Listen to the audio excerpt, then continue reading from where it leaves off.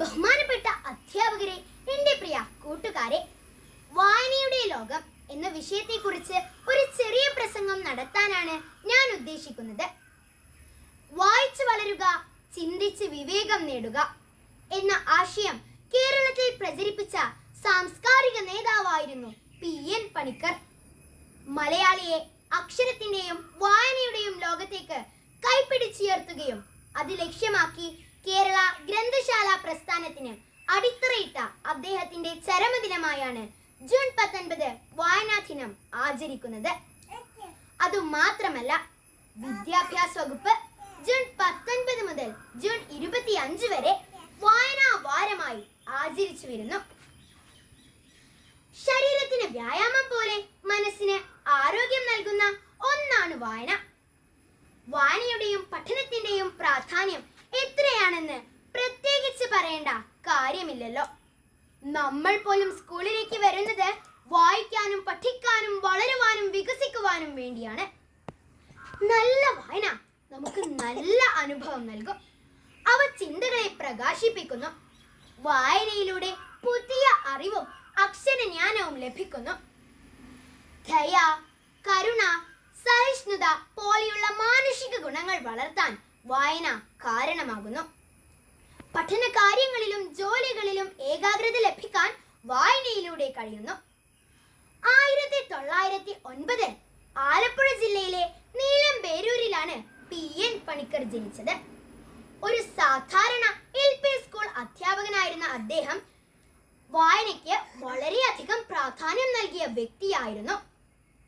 1926 തന്റെ ജന്മനാട്ടിൽ സനാതന ധർമ്മം എന്ന പേരിൽ ഒരു വായനശാല നിർമ്മിച്ചു. ഒരു സാധാരണ ഗ്രന്ഥശാല പ്രവർത്തകനായിരുന്ന അദ്ദേഹം തന്റെ കഠിന പ്രയത്നത്തിലൂടെയാണ് കേരള ഗ്രന്ഥശാല സംഘം രൂപീകരിച്ചത്. അങ്ങനെ ആയിരക്കണക്കിന് ഗ്രന്ഥശാലകളെ തന്റെ സംഘത്തിന് കീഴിൽ കൊണ്ടുവരാൻ അദ്ദേഹത്തിന് കഴിഞ്ഞു. 1996 മുതലാണ് നാം വായനാ ദിനം ആചരിച്ചു വരുന്നത്. കേരളത്തിന്റെ വായനാ ദിനമായ ജൂൺ 19 പ്രധാനമന്ത്രിയായ നരേന്ദ്രമോദി 2017 ദേശീയ വായനാ ദിനമായി പ്രഖ്യാപിക്കുകയുണ്ടായി. തുടർന്നുള്ള ഒരു മാസക്കാലം ദേശീയ വായനാ മാസമായി ആചരിച്ചു വരുന്നു. വായിച്ചാൽ വളരും, വായിച്ചില്ലേലും വളരും, വായിച്ചു വളർന്നാൽ വിളയും, വായിക്കാതെ വളർന്നാൽ വളയും എന്ന കുഞ്ഞുണ്ണി മാഷിന്റെ വായനയുമായി ബന്ധപ്പെട്ട വരികൾ വളരെയധികം പ്രശസ്തമാണ്. എന്നാൽ നമ്മൾ എല്ലാ പ്രസംഗങ്ങളിലും കേൾക്കാറുണ്ട് വായന മരിച്ചുകൊണ്ടിരിക്കുകയാണെന്ന്. അതല്ലെങ്കിൽ അകക്കാമ്പുള്ള ഉള്ളിലേക്ക് ആഴത്തിൽ ഇറങ്ങിയുള്ള പഠനം കുറഞ്ഞുകൊണ്ടിരിക്കുകയാണ്. അതിൻ്റെയൊക്കെ പ്രധാന കാരണമായി നമ്മൾ പറയുന്നത് സാമൂഹിക മീഡിയകളായ ഇന്റർനെറ്റ്, മൊബൈൽ ഫോൺ തുടങ്ങിയവയുടെ അതിപ്രസരമാണ്. ഇത് വായനയുടെ വളർച്ചയെ നശിപ്പിക്കുകയും മാറ്റപ്പെടുത്തുകയും ചെയ്യുന്നു.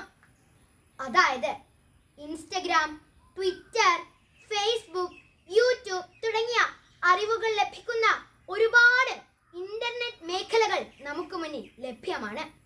അതിൽ നമുക്ക് വേണ്ടത് മാത്രം തിരഞ്ഞെടുക്കാനുള്ള അവസരവും ഇന്ന് നമുക്കുണ്ട്. അതുകൊണ്ട് തന്നെ ആ അർത്ഥത്തിൽ നാം മടിയന്മാരായി മാറിയിരിക്കുന്നു. കേവലം വിരൽത്തുമ്പിൽ നമുക്ക് വേണ്ടത് മാത്രം തിരഞ്ഞെടുത്ത് കണ്ടുപിടിച്ച് അതിനെ മാത്രം പഠിക്കുന്ന തരത്തിലേക്ക് നമ്മുടെ വായനയെയും പഠനത്തെയും കുടിയിരുത്തി കഴിഞ്ഞിരിക്കുന്നു. വായന നമ്മുടെ ചിന്തകളെയും വിശ്വാസങ്ങളെയും വർദ്ധിപ്പിക്കുന്നു. അതുകൊണ്ട് തന്നെ വിദ്യാർത്ഥികളായ നമ്മൾ ഇഷ്ടപ്പെട്ടുകൊണ്ട് വായന ശീലമാക്കേണ്ടിയിരിക്കുന്നു. എങ്കിൽ മാത്രമേ കൃത്യമായ ഉൾവികാസവും വളർച്ചയും ഉണ്ടാവുകയുള്ളൂ. വൈക്കം മുഹമ്മദ് ബഷീർ, തകഴി ശിവശങ്കരപ്പിള്ള, MT വാസുദേവൻ നായർ തുടങ്ങിയ ഒട്ടനവധി എഴുത്തുകാരെല്ലാം അവരുടേതായ ഭാഷ വികസിപ്പിച്ചെടുത്തിട്ടുണ്ടായിരുന്നു. അവയൊരു നാടൻ സ്വഭാവമുള്ളവയാണ്. അത് നമ്മളിലേക്ക് ആഴ്ന്നിറങ്ങുകയും അവർ പ്രചരിപ്പിക്കാൻ ഉദ്ദേശിച്ച സന്ദേശം നമ്മളിലേക്ക് എത്തുകയും ചെയ്തു. അങ്ങനെ അവരുടെ ഭാഷാ പ്രയോഗത്തിന്റെയും വായനയുടെയും ഫലമായി അവർ നേടിയെടുത്തതാണത്. വായനയ്ക്ക് ഒരിക്കലും അതിരുകൾ നിശ്ചയിക്കരുത്. വായന നമ്മെ ഉയർന്ന വിധാനങ്ങളിലേക്കും ഉയർന്ന ചിന്തകളിലേക്കും വായന നമ്മുടെ അറിവിന്റെയും ചിന്തയുടെയും ലോകം കൂടുതൽ വിശാലമാക്കി തരുന്നു. വായനയുടെ ഒരു അന്തരീക്ഷം നമ്മുടെ വീടുകളിലും സ്കൂളുകളിലും വളർത്തിയെടുക്കേണ്ടതുണ്ട്. വായനാ സംസ്കാരം വളർത്തിയെടുക്കാൻ കഴിയുന്നില്ലെങ്കിൽ വായനാ ദിനാചരണമെല്ലാം വെറും ഒരു പ്രഹസനം മാത്രമായി തീരും. നമുക്കും വായിക്കാം, വളരാം, അറിവിന്റെ ലോകത്തേക്ക് കടന്നു ചെല്ലാം. ഇത്രയും പറഞ്ഞുകൊണ്ട് ഞാൻ എൻ്റെ വാക്കുകൾ ഉപസംഹരിക്കുന്നു. ജയ് ഹിന്ദ്.